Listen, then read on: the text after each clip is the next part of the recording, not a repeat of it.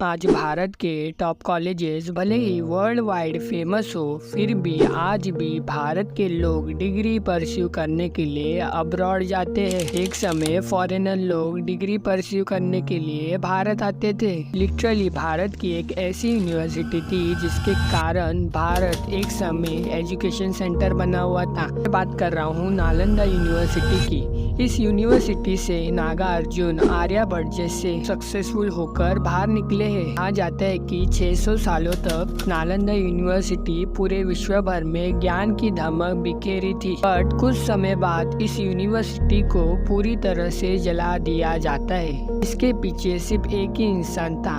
क्यों इस बड़ी यूनिवर्सिटी को जला दिया? क्या थे इसके पीछे की वजह? आग इतनी ज्यादा बढ़ गई थी कि 3 महीनों तक ये आग जलती ही रह गई, जिसके अंदर सारी किताबें जलते हुए नजर आए थे।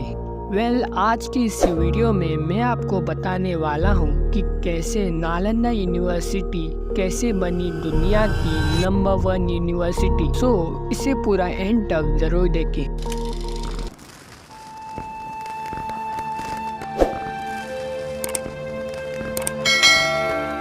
दोस्तों, प्राचीन भारत के दौर में नालंदा यूनिवर्सिटी का establishment 5th century Maurya Gupta empire के अंडर हुआ। नालंदा का संस्कृत में मतलब है कि ना आलमदा, विच मीन्स ज्ञान रूपी उपहार पर कोई प्रतिबिंब न रखना। कहा जाता है कि 10,000 से ज्यादा स्टूडेंट्स एंड टीचर्स एक रूफ के अंदर रहते थे, वो भी with in full facility and free of cost के साथ। बट आपके मन में कभी ना कभी ये सवाल उठा ही रहेगा कि आखिर इस यूनिवर्सिटी में एडमिशन कैसे होता था।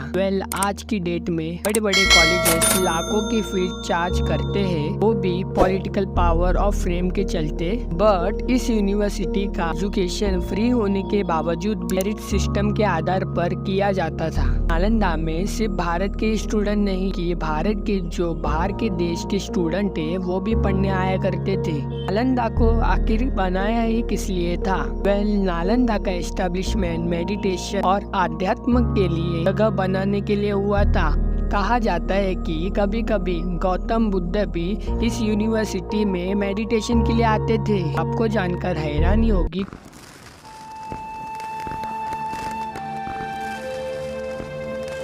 कि इस यूनिवर्सिटी की लाइब्रेरी थी की कहानी भी उतनी ही इंटरेस्टिंग है नालंदा की स्टोरी।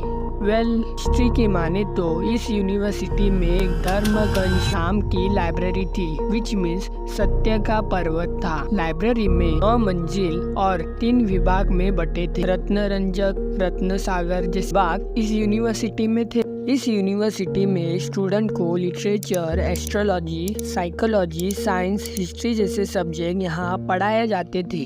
ये न्यूज आई थी कि इस यूनिवर्सिटी में रिसर्च भी किया गया था, जिसके अंडर 1.5 लाख फीट इस यूनिवर्सिटी के कुछ अवशेष यहाँ मिले थे। नालंदा यूनिवर्सिटी को वर्ल्ड फेमस करने में एक चाइनीज यात्री का सबसे बड़ा हाथ था। इसका नाम हाईवुन संग था, जो चाइना के बड़े ही फेमस तीर्थ यात्री थे। वो 7th सेंचुरी में भारत आए थे। नालंदा को डीप स्टडी की थी। इनफैक्ट उन्होंने उधर एज अ प्रोफेसर का भी काम किया था। बट बताया जाता है कि उन्होंने अपने साथ 150 से भी ज्यादा ग्रंथ चाइना लेकर गए और उधर ट्रांसलेट किया ताकि उधर के लोगों को बौद्धिक धर्म स्प्रेड कर सके। इनफैक्ट उन्होंने अपनी ऑटोबायोग्राफी में भी नालंदा का एक्सपीरियंस डिफाइन किया, जिसमें एज ए ग्रेटेस्ट यूनिवर्सिटी का दर्जा भी दिया। नालंदा यूनिवर्सिटी में अपने पॉजिटिव वाइब हर जगह फैलाए थे। वो एक डार्केस्ट आवर इस यूनिवर्सिटी में आया।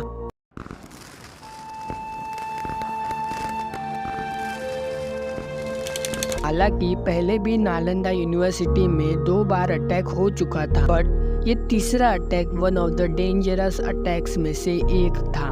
दोस्तों, खिलजी और उसके आर्मी ने इस यूनिवर्सिटी को पूरी तरह से जला दिया था। बट आखिर क्या कारण हो सकता था?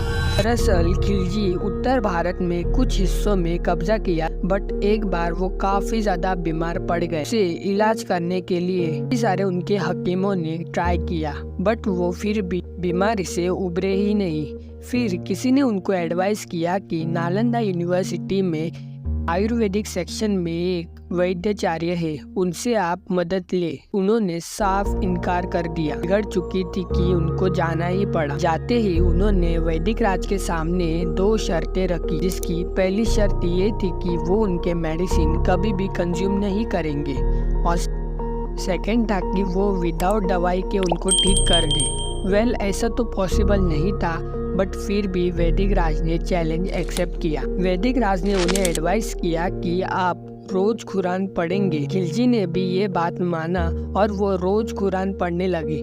धीरे धीरे देखते ही वो बीमारी से उबरते हुए नजर आ रहे थे। ज़्यादा शॉक में थे बिकॉज इतनी बड़ी बीमारी उन्होंने कैसे ठीक किया। वो वैद्यराज के पास जाते हैं और पूछते हैं, आखिर तुमने कैसे मुझे ठीक किया, वो भी सिर्फ कुरान पढ़कर? ऐसा तो हो नहीं सकता। फिर वैदिक राज बोले, मैंने तुम्हारे कुरान एक दवाई छिड़की थी जिसके कारण ठीक हुए हो। खिलजी की एक आदत थी कि जब भी वो पेज पलटते थे तो अपना थूक की मदद से वो पेज पलटा करते थे, जो इनडायरेक्टली वो दवाई कंज्यूम कर रहे थे। तभी ही खिलजी काफ़ी ज़्यादा शॉक हो गए। इनके हकीमों से ज़्यादा इन भारतीय वैदिकों के पास इतना सारा नॉलेज कैसा? इसकी वजह से उन्होंने नालंदा यूनिवर्सिटी को जलाने का फैसला किया और जला भी दिया। आग इतनी ज़्यादा बढ़ गई थी कि 6 महीनों तक ये आग जलती ही रही, जिसमें लिटरेचर, वैदिक पुराण, इस तरह की किताबें यहाँ जलकर राख हो गई।